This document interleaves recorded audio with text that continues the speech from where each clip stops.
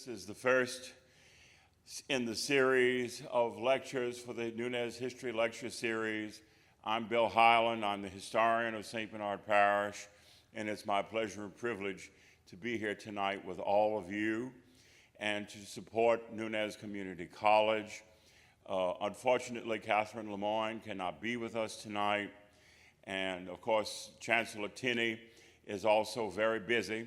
You may not see her here, but she's always busy promoting and developing this facility, and she and her staff are a constant source of pride to all of us who have the privilege of working with them.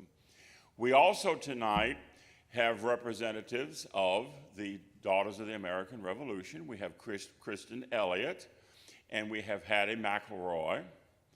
And please go and see them and talk to them if you're interested in documenting any American Revolutionary War ancestors or any ancestors who fought in the War of 1812. These wonderful ladies have just been indefatigable in their effort to preserve this history, which without the descendants would be lost. So we encourage you to come to that and talk to them because they're really eager to meet with all of you and very eager to gather any information that they can from you. Well, I have to say that tonight I'm just thrilled to be able to present to you the Honorary Consul General of the Republic of the Philippines, Robert Romero, and Mia Levert from Baton Rouge.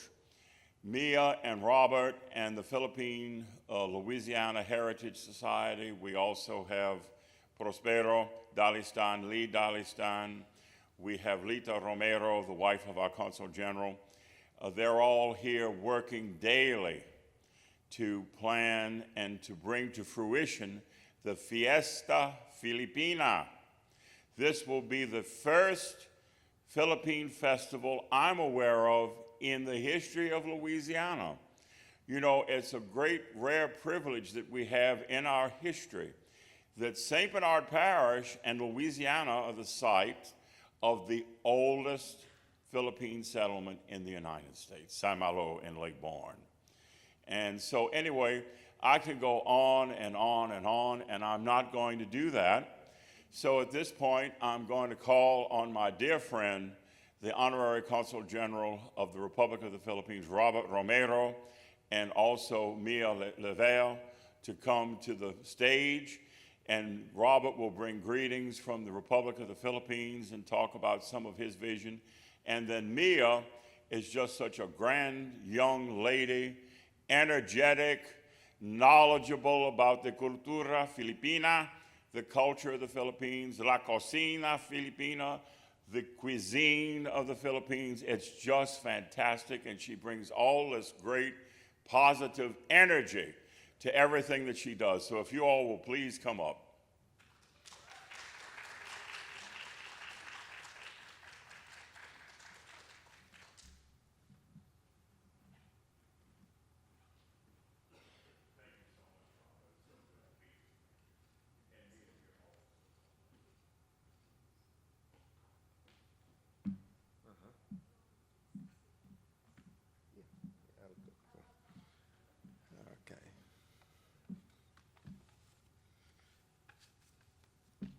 Good evening, everyone.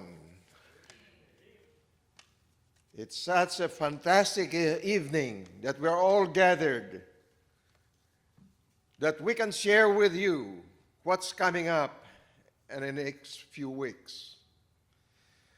But before I go that message, I would like to thank you once again to the Nunez Community College for the opportunity to revisit our historical ancestry through this forum, and to the St. Bernard Parish Council Government for your honored proclamation of where it belongs, as Bill has mentioned. As we bring to the community Fiesta Filipina 2024 at the Los Isleños Complex on Saturday, 12 of October 2024, we pay tribute to the passage in the U.S. Congress of their previous declaration of October of each year as Filipino-American History Month in the U.S. Credit belongs to the numerous contributions of early Filipino pioneers, as enunciated in our historical markers, St. Malo and Manila Village, and mostly to those who settled to these geographical areas, calling Louisiana home. That was then, today, and hopefully tomorrow. Through family, profession, or opportunity, Filipinos are now in all fields of human endeavors, in all 64 Louisiana parishes. So we present to you this Fiesta Filipina 2024 to somehow highlight our heritage and culture, history, food, and public engagement in the community. Mia will really try to just highlight most of these in her presentation.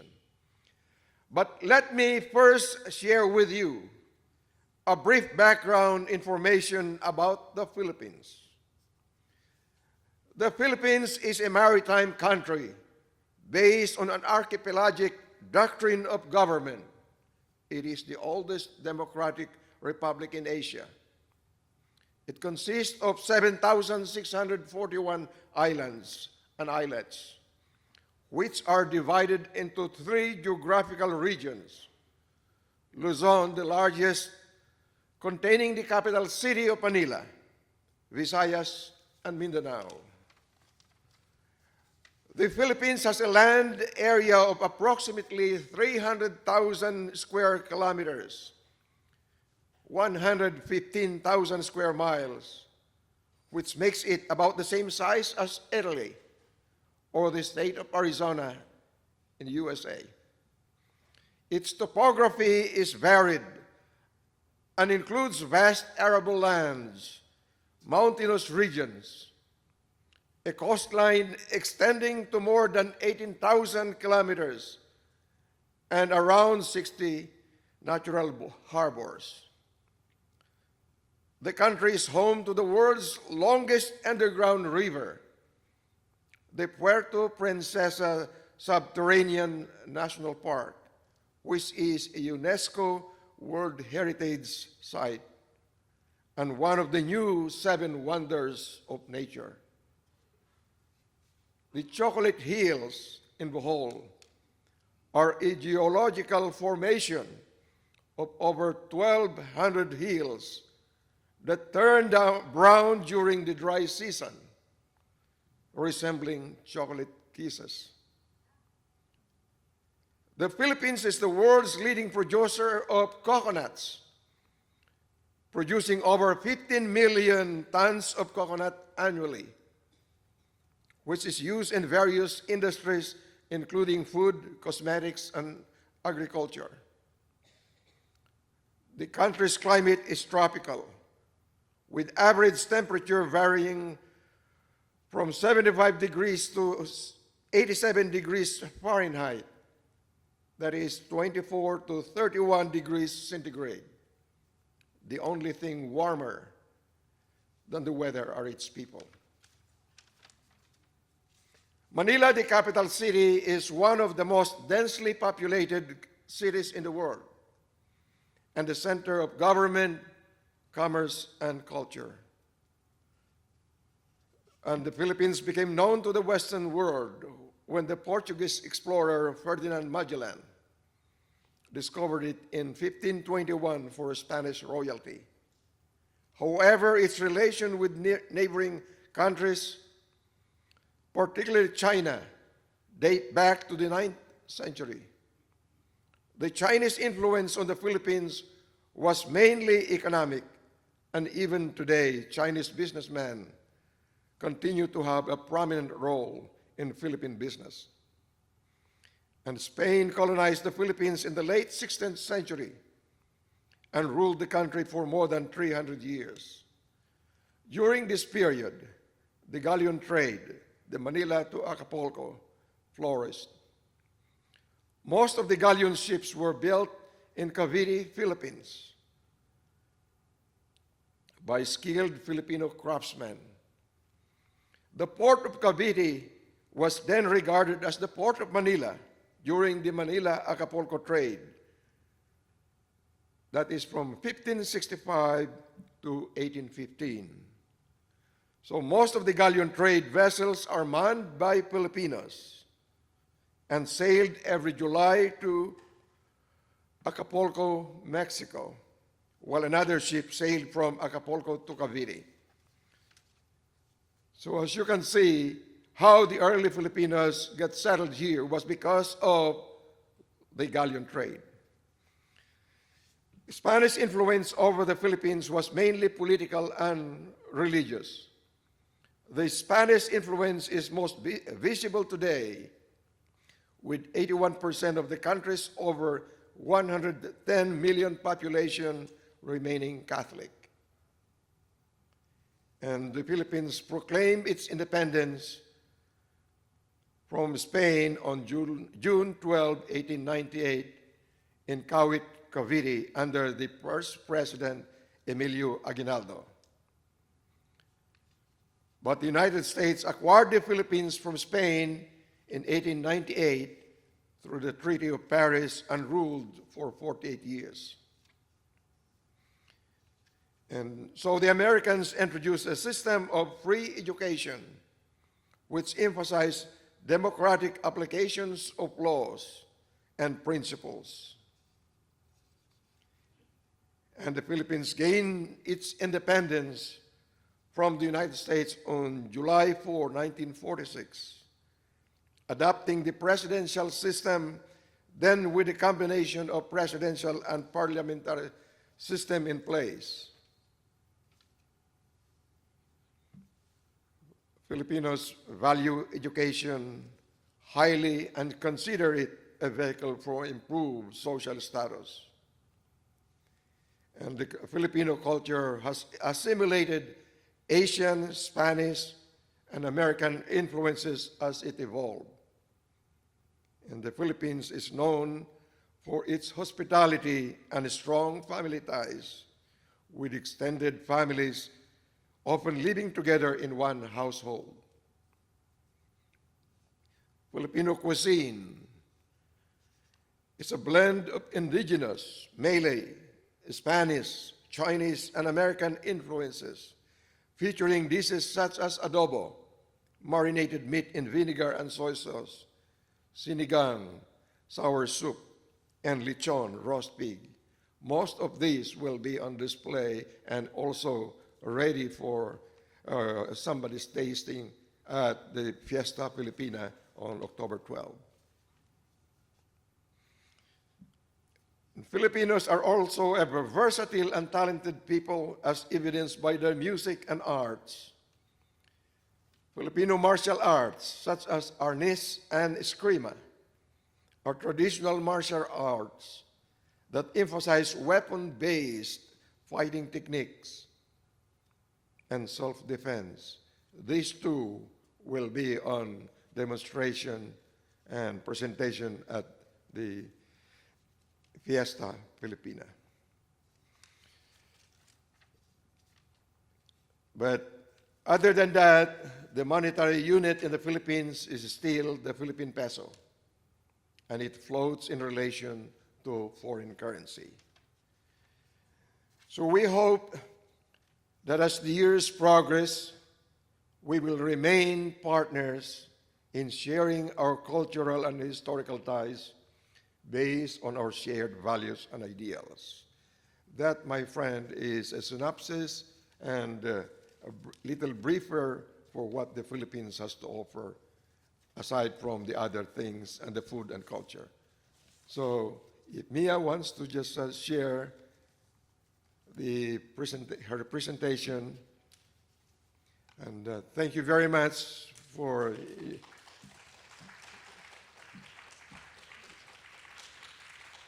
Thank you. Okay, thank you.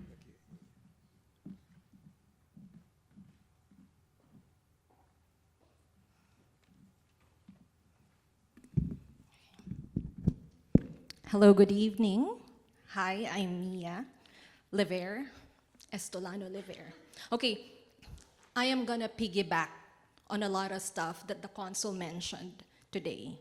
So this is a little bit of an illustration of Saint Malo. And I want you to see this. Hang on. And there. And this is a fishing village along the mouth of Rio Pasig in Tondo in 1850. Do you see the similarity of the fishing village in the Philippines and the fishing village in St. Malo?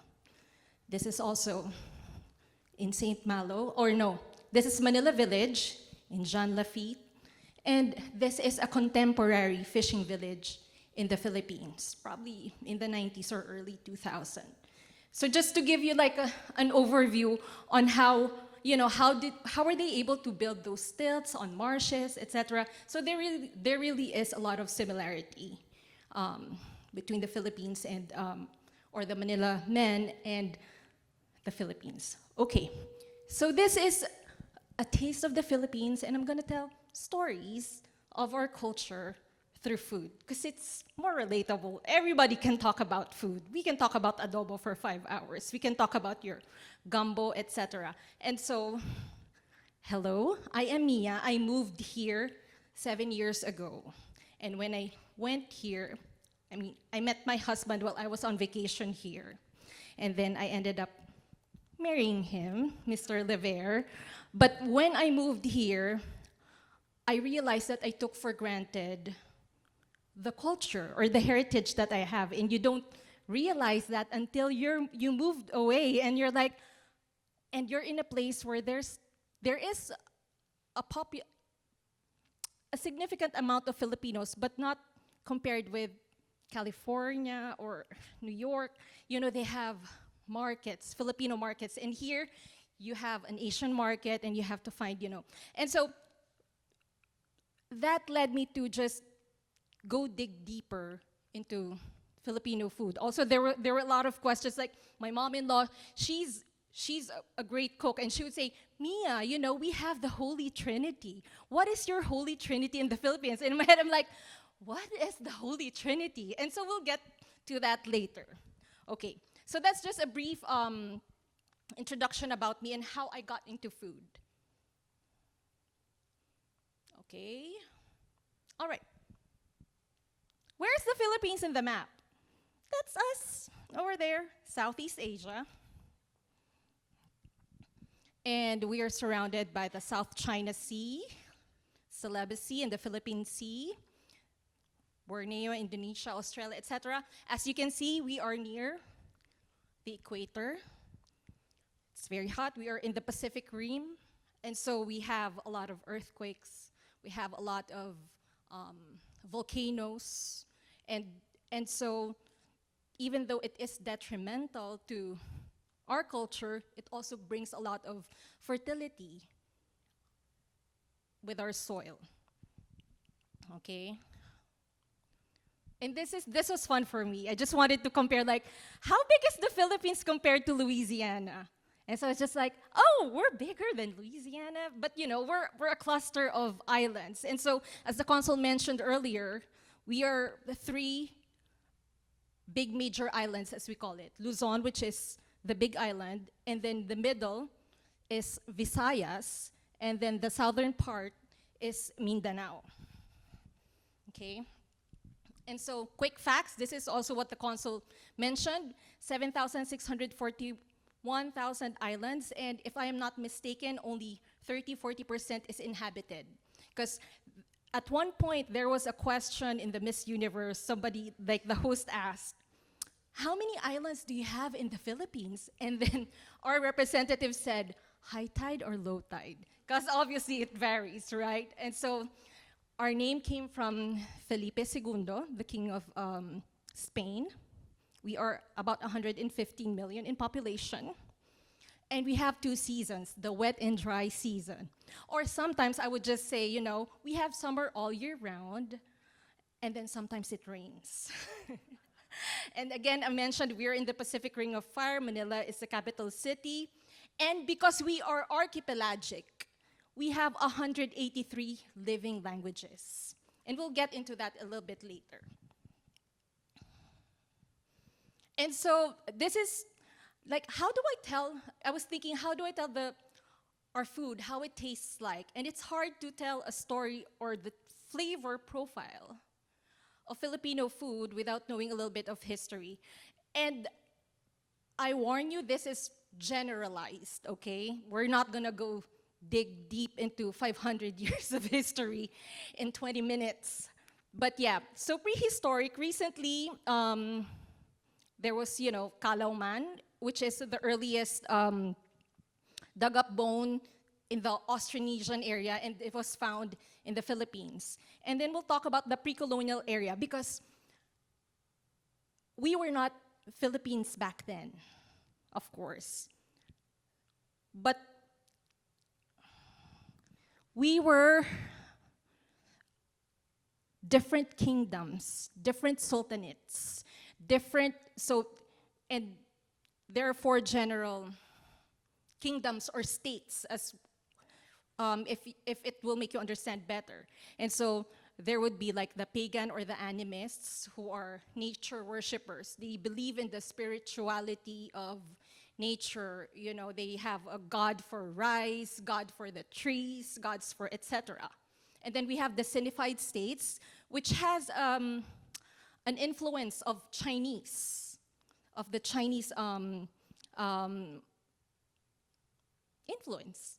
Indianized states, it has an indirect influence of Buddhism, Zen, etc. And then the Islamicized states, in the southern part mostly, because it's near Borneo. And so this was us. This was not Philippines back then. And then but back then, even though we are clusters of different kingdoms, when the Spanish arrived, they realized that, hey, they can read and write. We have our own alphabet. This is called baybayin. And so this is alpha-syllabic, so meaning there's a consonant and a vowel in each sound, lo, ba, da, ga, ha, etc., etc.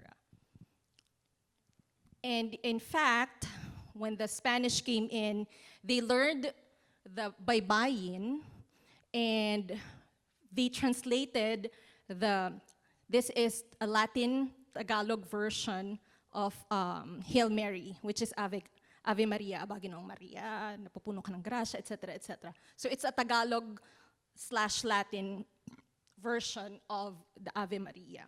It was also one of the first documented, or the first book ever printed in the Philippines during the Spanish era.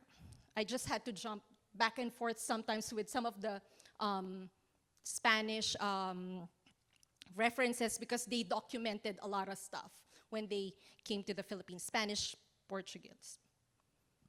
And as Consul mentioned, coconut, these are all the agriculture or the produce that we have in the Philippines. In fact, Pigafetta had a whole paragraph describing coconut. He said, you know, when you open the coconut, like the green coconut, there's like that marrowy meat, and then the liquid is so good, and then if you dry it up, and then you toast it and you dry it, there comes oil.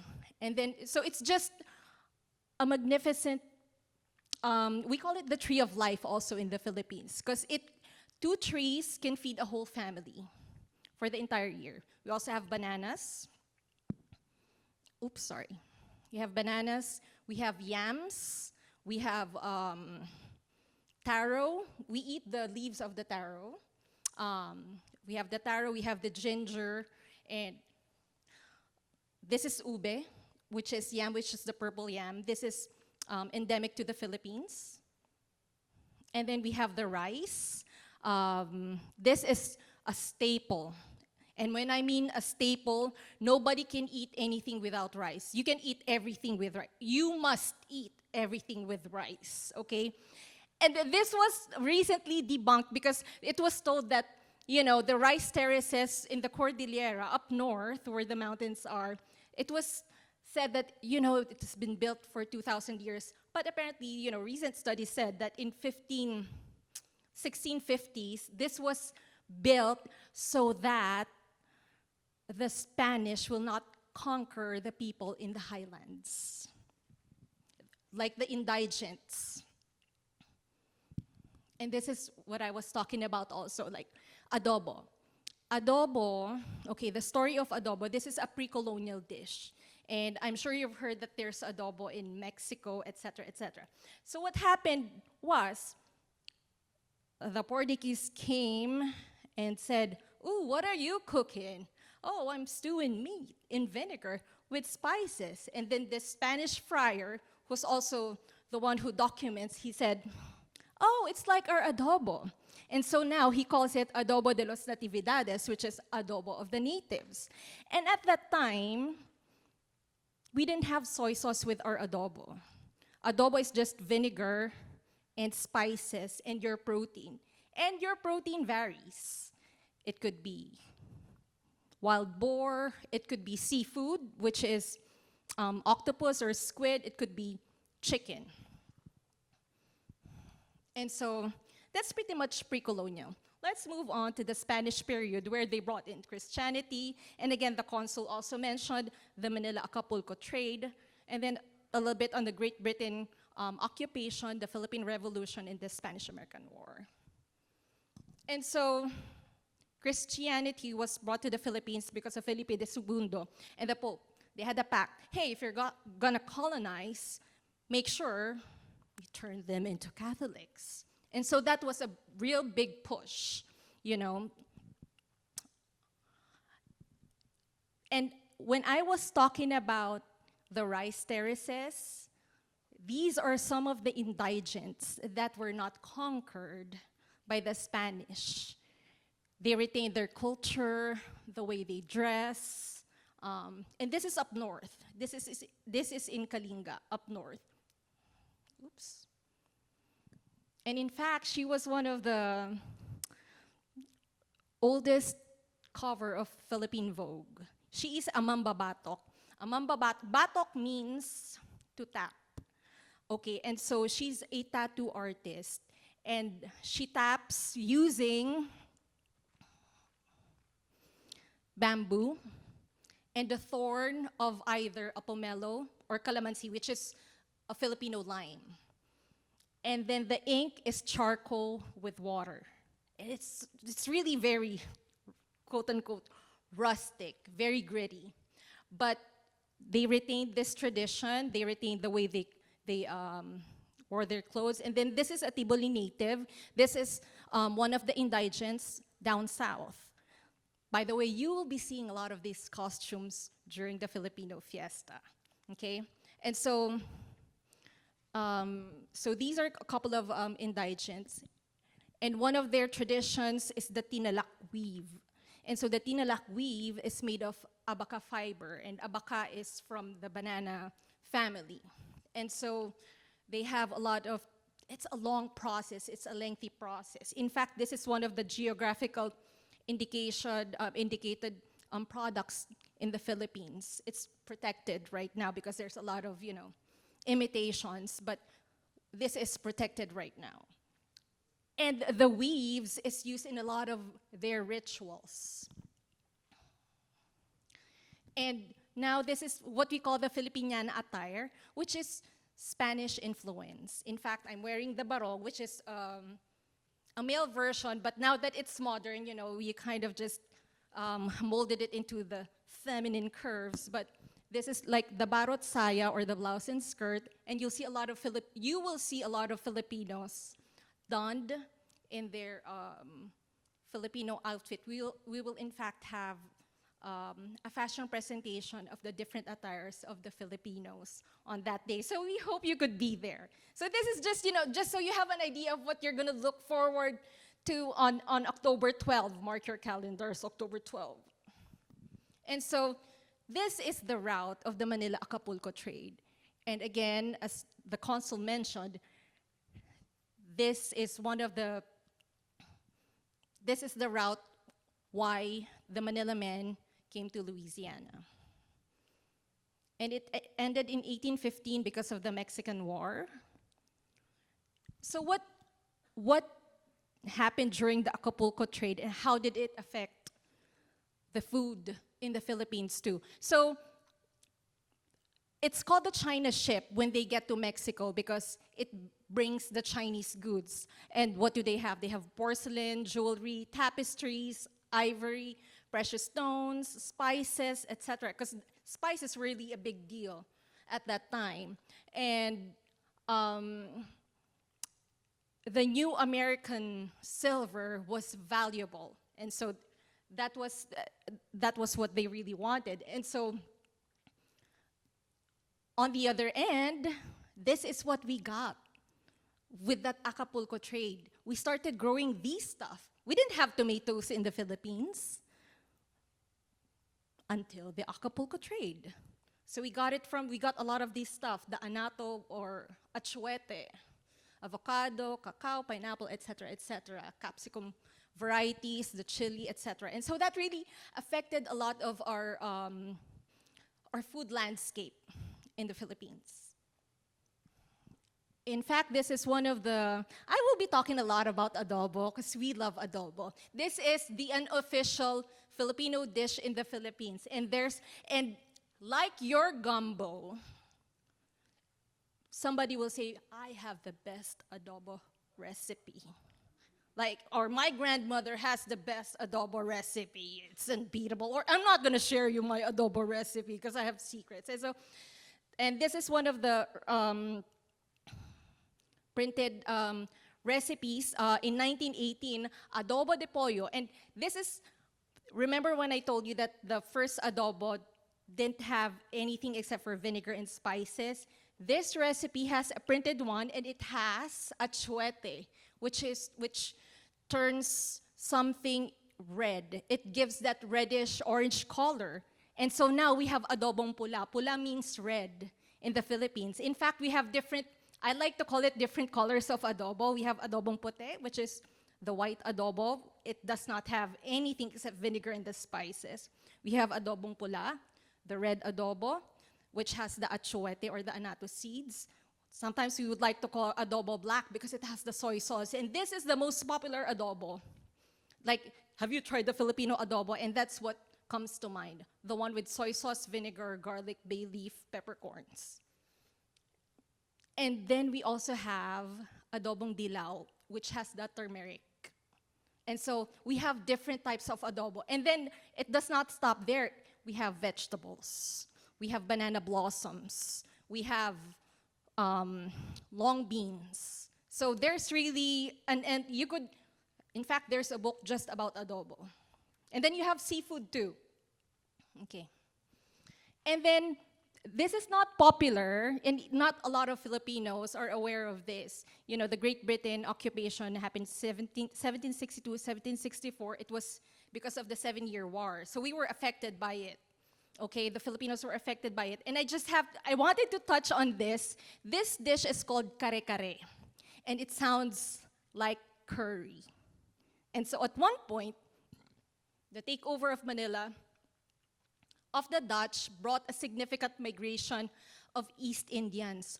For some reason, the Sepoys, or the Indians, they fought with the royal army and said, no, we're not coming back with you. We're staying here. And they married off the Filipino ladies and stayed there. And they started selling stuff. And you call it the cafeteria. We call it the carinderia. It's also, so carinderia means,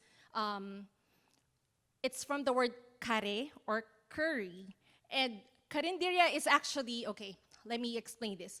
Carinderia is a place It's a stopping point at a certain train station where you get to pick different meals. But then there's a specialty. Like for the Chinese, it was the pancit, which is noodles, and they would call it the panciteria.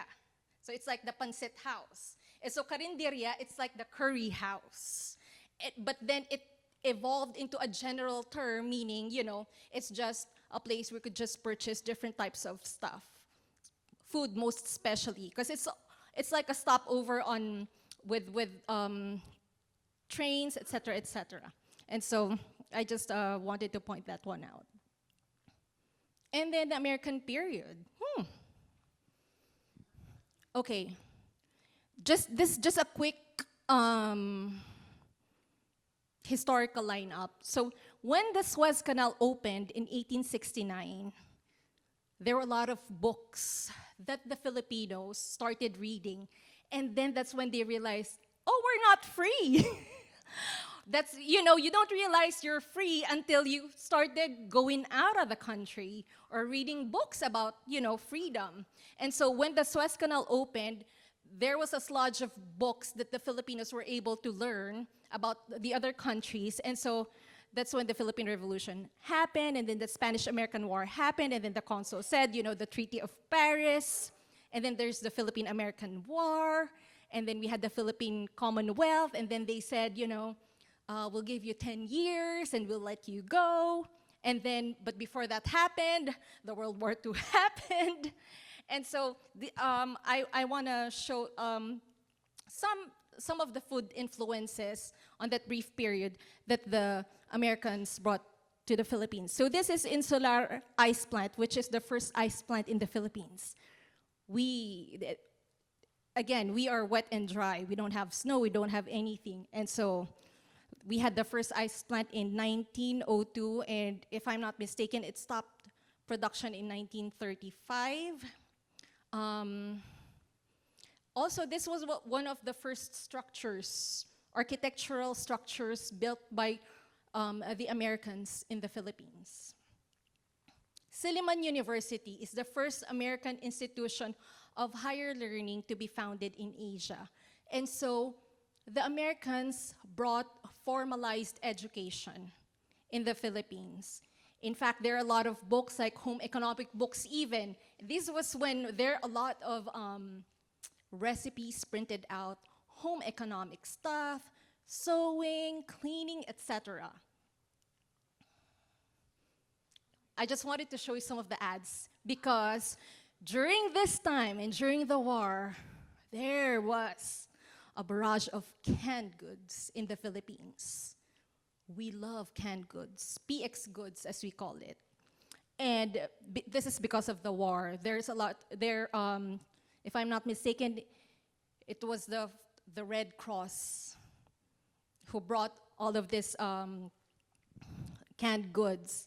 And it was also at this point that the Americans said that your food is not sanitary. That's when we started consuming more canned goods as opposed to our native or homegrown food, or food that we were used to before the Americans came in. And so it was also a societal status. Like, ooh, you have canned goods. Ooh, you have Del Monte fruit cocktail. Oh, it has cherry in it. That was like it's imported if the fruit cocktail had cherry. If it's not imported, it has papaya. So, kind of figured out, it's not imported. It's canned in the Philippines. And so, this is also important. A few slides back, I mentioned that we have 183 languages. And because of the formal education in the US, it was the English language that found a commonality between the different islands. In fact, it's our second official language in the Philippines. If you go to the Philippines, they will know the basic English. Ask instructions, there, straight. 2 streets, right, and then you'll get to your destination. They have the basic knowledge of English. And the difference between, so anyway, that was also very important, a very important contribution. I used to be an event manager in the Philippines, and when I would go to another island, the mandatory was you are not to speak the Filipino language. It's either you speak our local language or English. And so that was a mandate. That's how they are. You know, they take pride with their culture, with their language, as it should be. We don't want it to die. And so the modern Philippines, I'll talk about this. So this is our Filipino trinity. We have tomato, onion, and garlic. And then the other one also is the ginger, garlic, and onion. And we call it the guisado. Guisado also translates to saute. So whenever I called my mom, like when I moved here, I said, Mom, what's your recipe for this one? Oh, guisado. And then that's it, it's done. Like, what else is happening after the guisado? You know? Food preservation in the Philippines. We have fermentation. We love our shrimp fermentation.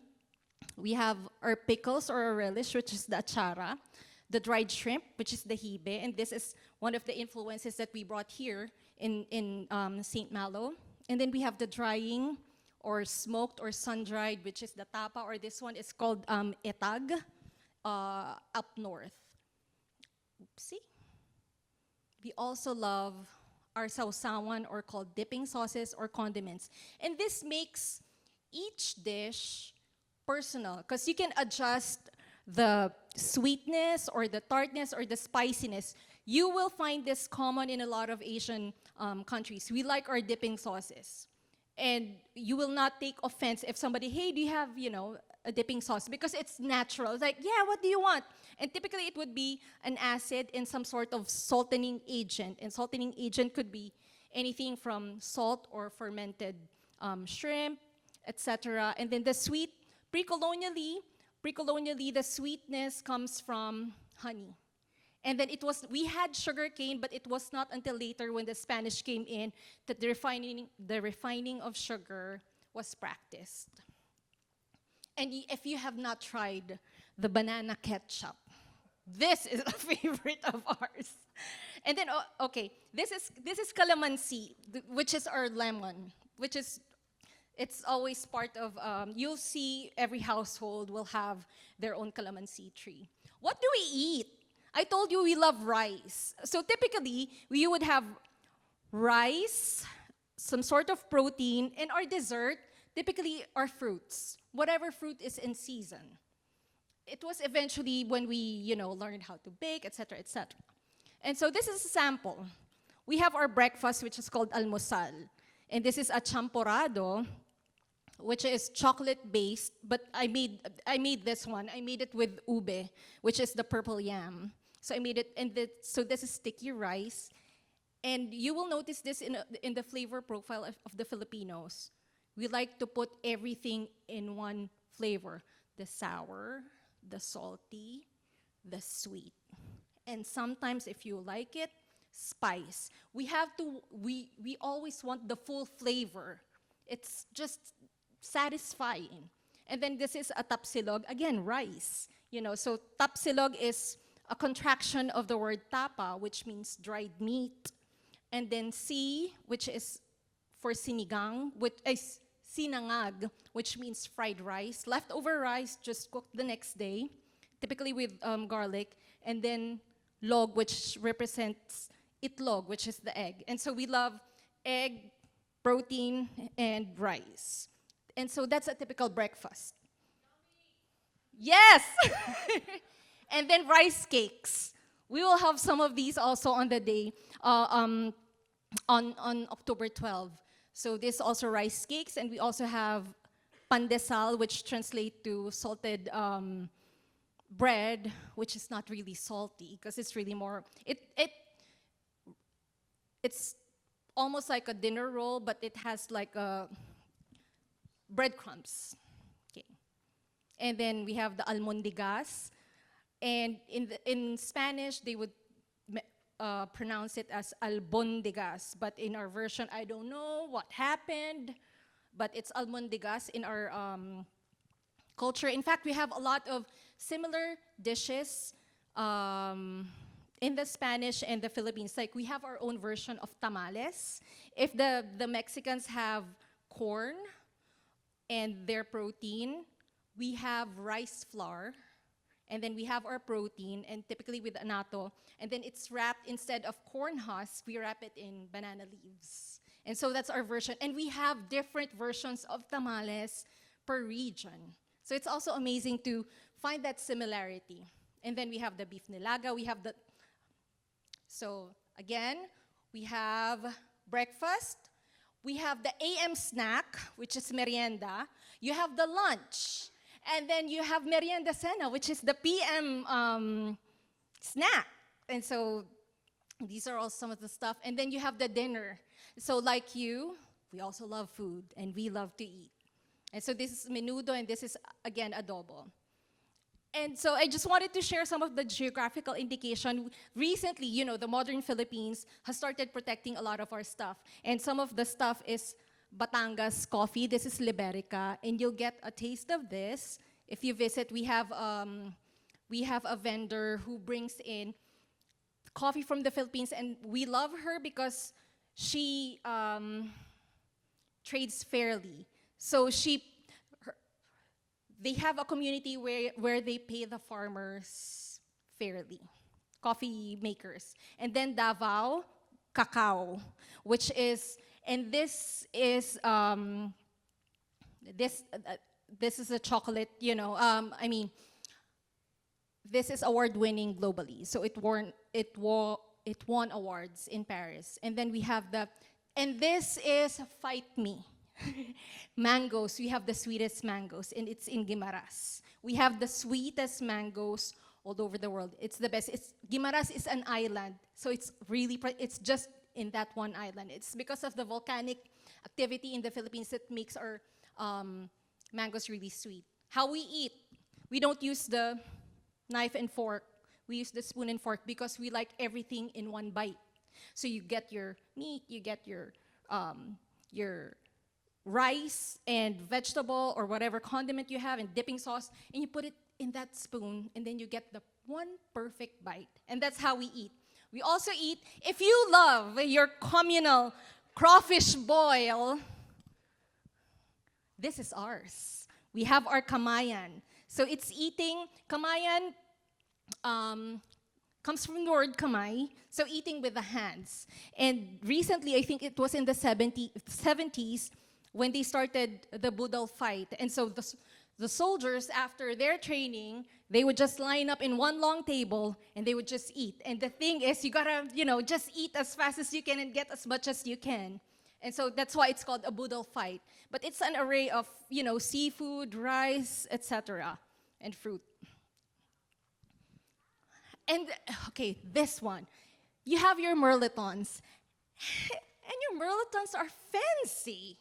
For us, I was so surprised when my mom-in-law, she was making this stuffed merletons. And for us, the merletons, it's an everyday dish. We do it the guisado way. So we just saute it with just peel and chop and saute it with whatever meat we have, whether it's shrimp or pork, etc. And I was calling my friends like, hey, we have stuffed merleton here. And then they're like, ooh, fancy. Because, it's something that's just really new for us. And then if you have your red beans and rice on Mondays, we have our mung beans on Fridays. And we have this because of the Lent.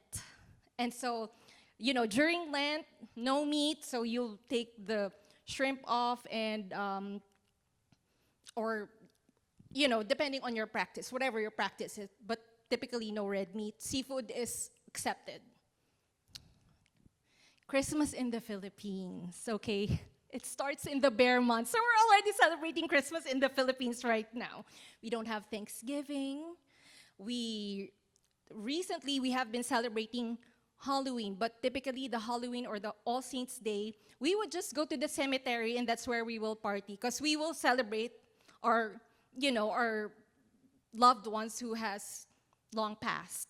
And so, and then this was also a culture shock for me when I moved here.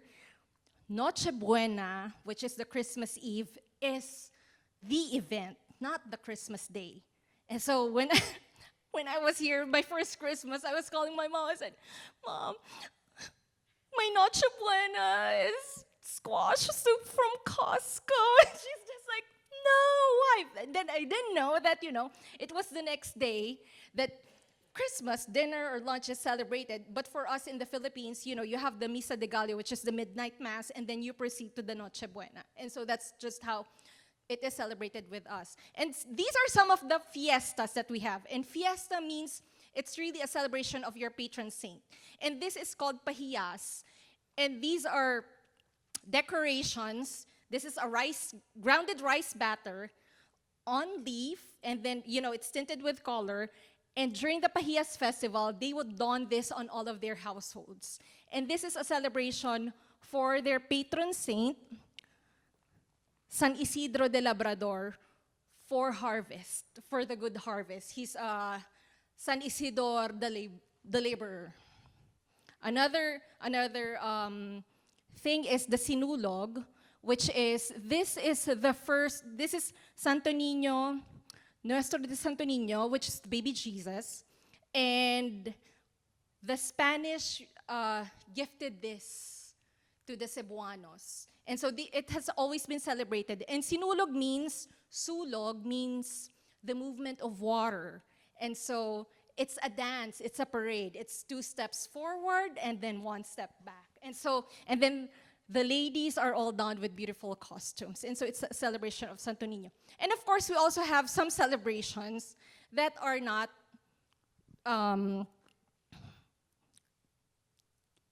Catholic-based.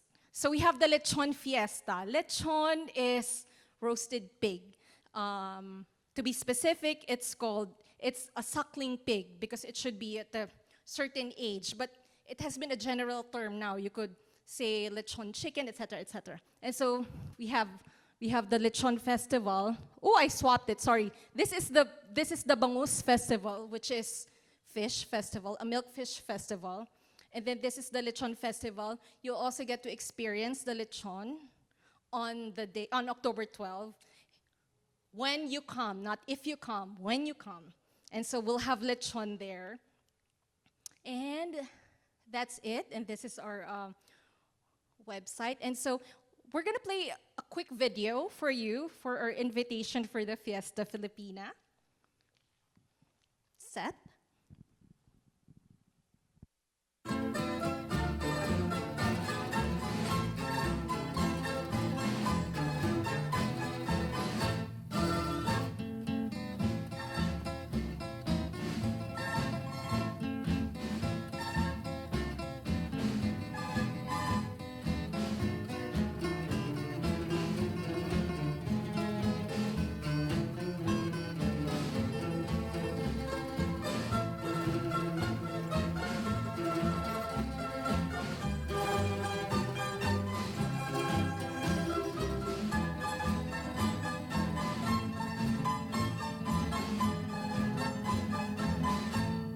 So thank you so much.